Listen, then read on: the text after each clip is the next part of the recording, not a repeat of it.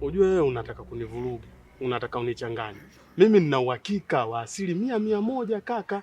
Hapa nilipokuleta ndipo penyewe. Mimi kila kona za huu mtaa na kila chochoro nazijua. Sijawahi kupotea hata siku hii, hata siku moja kaka. Au itakuwa na wewe umeanza kupoteza uwezo wako wa kuona kama ilivyokuwa mimi.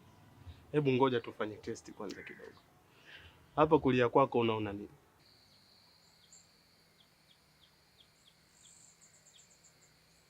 Naona mtu ambaye anapitisha maji na shamba la mpunga. Sio nyumba. Hakuna nyumba. Huu hapa ni mto na shamba la mpunga. Sikiliza mwanangu. Ujue wewe mimi nishakusoma tangu muda. Wewe Mswahili mwanangu. Hapo nataka kuniletea Uswahili unipige kiasi ambacho tumekubaliana cha mimi kukuleta hapa. Ndivyo unavyotaka. Kwa sababu mimi napaelewa fika hapa nilipokuleta ndipo kwenyewe ndiko anapopatikana huyo sala wako ni hapa kaka. Sasa ukiniambia hapa sipo unanipa mashaka na nishajua mchezo wako. Wewe unataka kunizunguka. Unataka tuondoke hapa then wewe ugeuke urudi uje kwa sababu nishakuonyesha eneo unataka kunidhulumu pesa yangu. Oya. Mimi sizulumiki mwanangu. Usinichukulie kihivyo, mimi sio baridi mwanangu. Kaka, kama umeshindwa kunisaidia, ni bora ungeniambia. Au laiti kama unataka kunisaidia, ungeniambia kule njiani, bwana mimi sitaki kukusaidia. Lakini sio kunizulisha kama hivi. Umenitoa kule umeleta huko polini. Nakwambiaje? Pale mbele hakuna geti. Sasa unaposema tu pale kuna geti, liko wapi geti pale? Na pale wanalima vijana pale watatu pale wanalima. Sasa geti pale liko wapi? Kwa serious bwana, sawa? Nisikize kwa makini sana. Kama hela mimi nitakuongezea.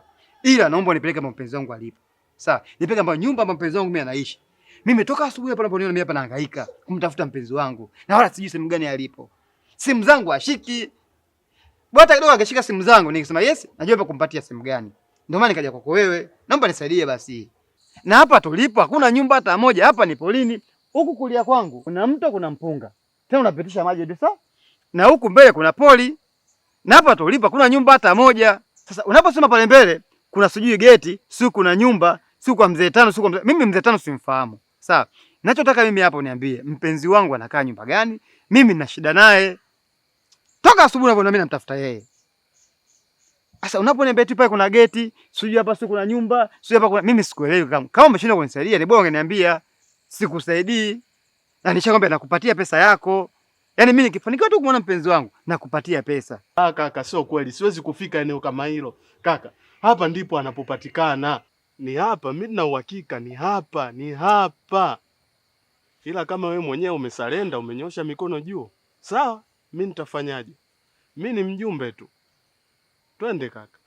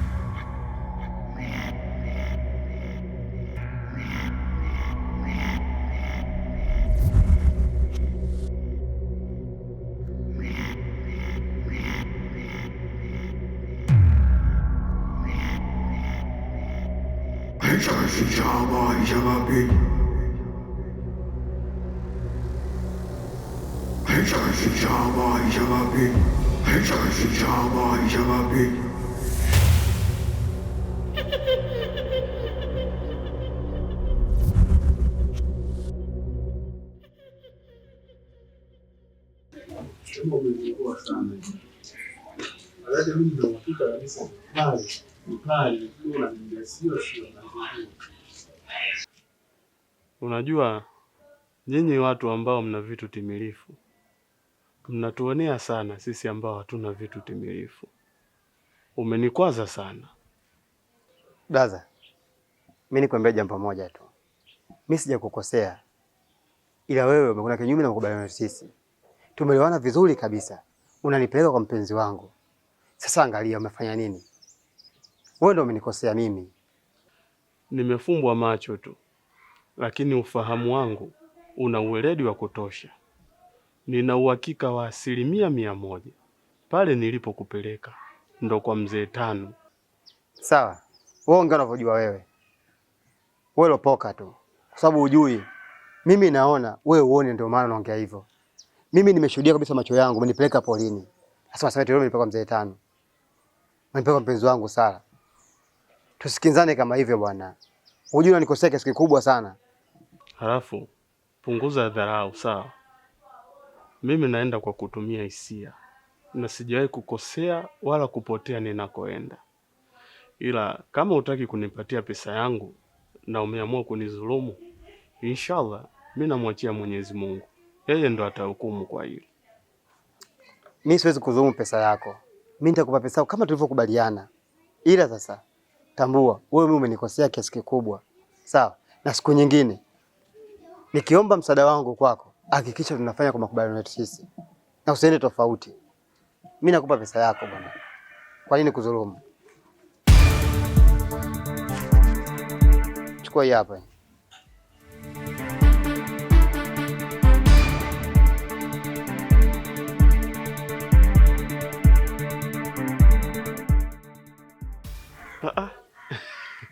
We jamaa, huu si mwekundu wa Msimbazi huu? Wewe umejuaje kama hiyo shilingi 10,000?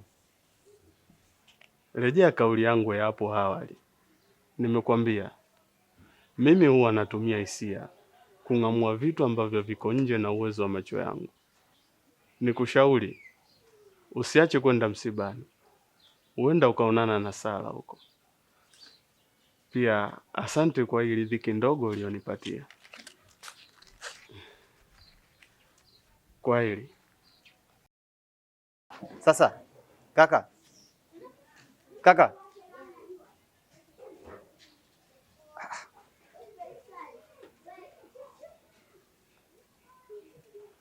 sasa mimi uko msibani nitapajuaje sasa? Sasa ingenielekeza tu. Vipofu wengine bwana, tamaa tu ya hela.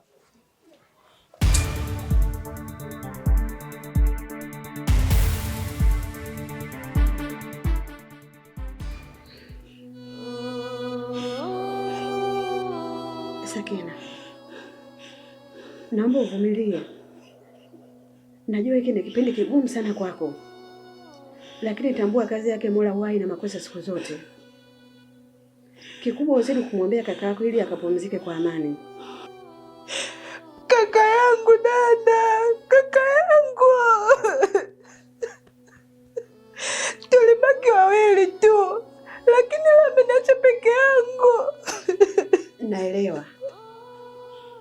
Najua unapitia kipindi kigumu sana Sakina, lakini Mungu hakika ndiye faraja kwako. Kwa hiyo naomba upunguze kulia. Naumia dada, naumia. Pole dada, usilie.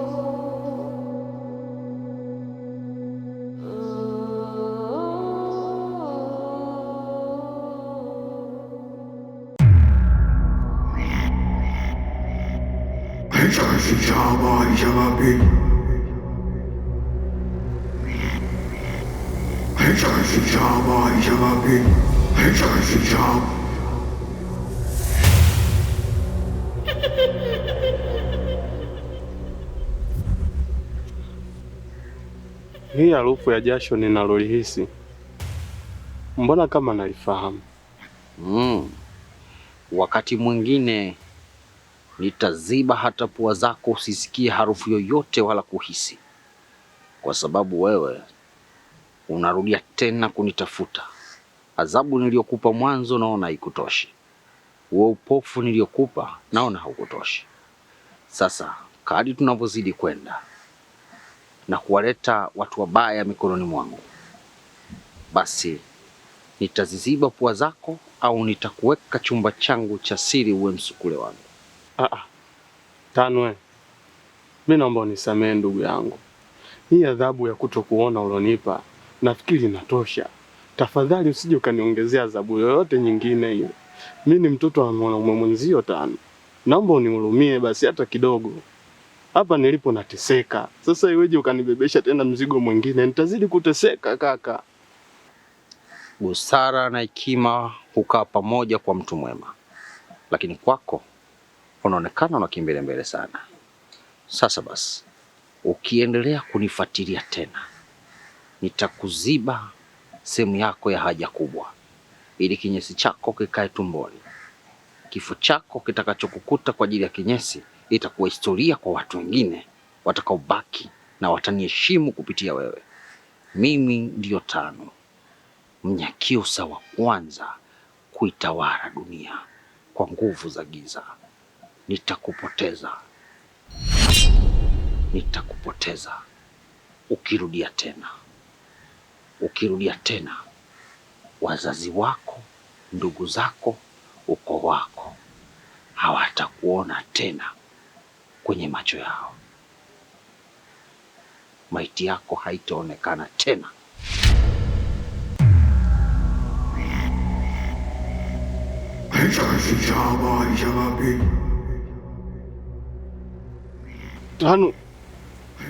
Tano.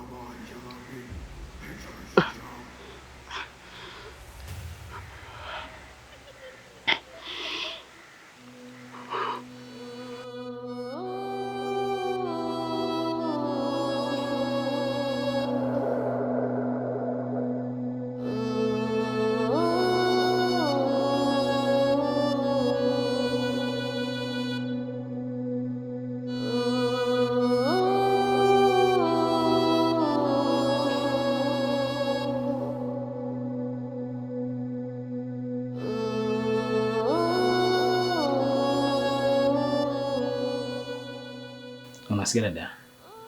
Nimekuita hapa kwa sababu nataka tufanye taratibu zote za kumaliza hili jambo. Hivyo nataka kuita watu kwa ajili ya kuosha mwili. Nimeona kabla ya kufanya hivyo, nimeona nikuite kwa ajili ya kumwaga kaka yako kwa mara ya mwisho. Karibu na mtazame.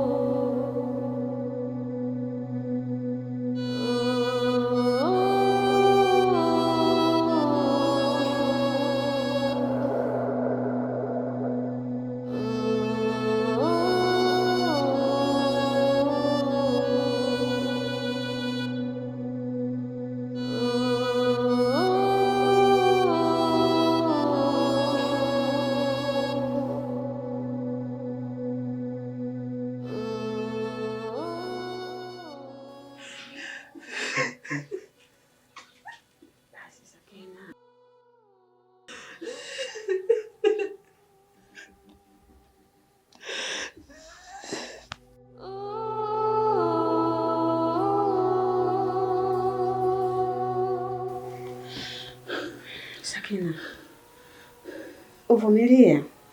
Najua haya yote yatapita. Umenielewa mdogo wangu? Basi mdogo wangu, hiki ni kilio cha kila siku. Kumbuka utakuwa unalia kila siku. Kwa sasa mwache kaka yako apumzike kwa amani.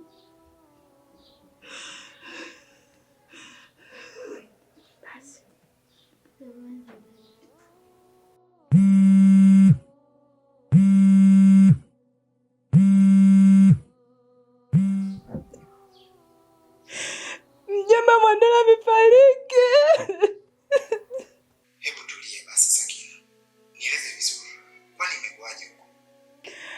Mandela ameanguka tu ghafla na kufa hapo hapo. Hapa tulipo tunasubiri tu maiti ioshwe ili tuweze kuzika. Hapo ulipo, upo karibu na watu? Ndio mjomba. Hebu toka pembeni, tuongee kidogo. Sawa.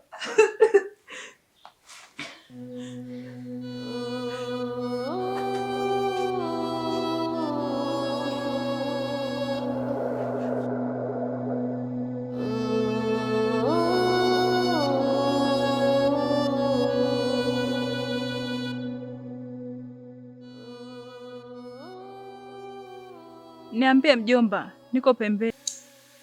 Usikubali maiti ioshwe. Umesikia Sakina? Mwandola hajafa. Maiti isizikwe mpaka mimi nije. Nakuja. Lakini mwenyekiti amesema lazima mwili uoshwe leo na uzikwe. Sakina, nisikize mimi mjomba wako. Maiti isioshwe wala isizikwe. Sawa mjomba.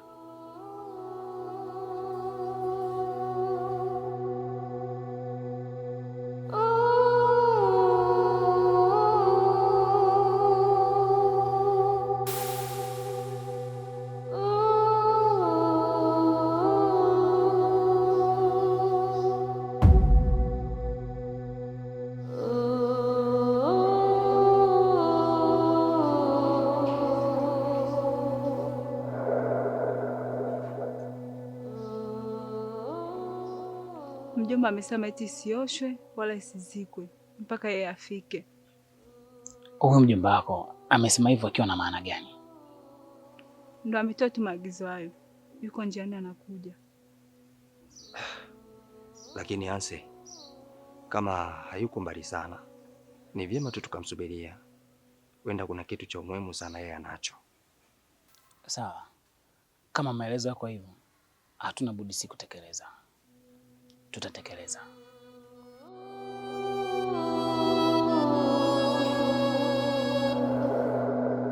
Ila poleni sana. Asante sana. Lakini msiba ni wa kwetu sote. Nadhani tuende tukawajibike na majukumu mengine ambayo yanaendelea kwa sasa.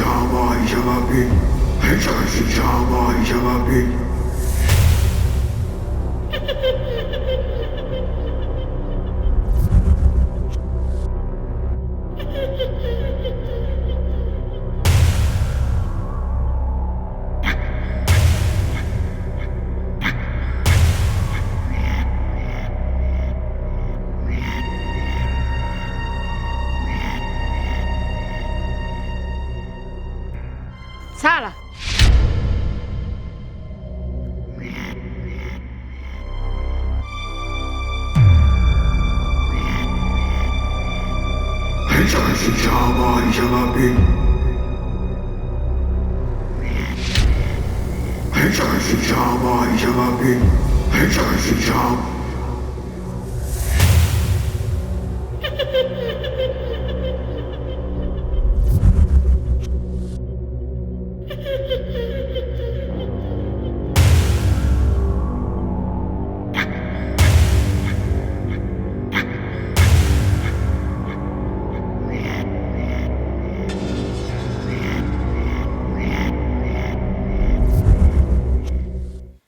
ndoto gani sasa?